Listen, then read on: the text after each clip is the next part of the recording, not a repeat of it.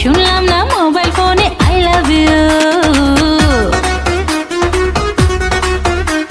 ঢালিউডের জনপ্রিয় নায়িকা অপু বিশ্বাস বর্তমানে ব্যস্ত আছেন তার ছেলেকে নিয়ে। তবে তিনি ছবি থেকে দূরে থাকলেও দূরে যাননি তার ভক্তদের থেকে। একটা সময় তার যে গানগুলো সিনেমা হল কাঁপিয়েছে, এই গানগুলোতেই তাকে নতুন করে দেখা যায় টিকটক করতে। মূলত শখের বশেই অপু বিশ্বাসকে দেখা যায় এই সমস্ত গানকে নিজেই আবার মনে করতে।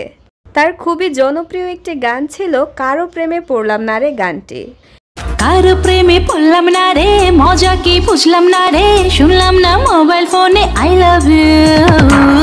এই গানে নতুন করে টিকটক করতে দেখা যায় অপু বিশ্বাসকে।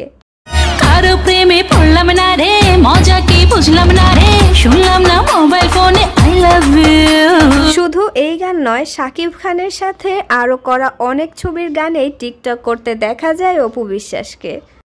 মনেরই মধ্যে খানে আছে কে আল্লাহ জানে, আমারই ছোট্ট প্রাণে।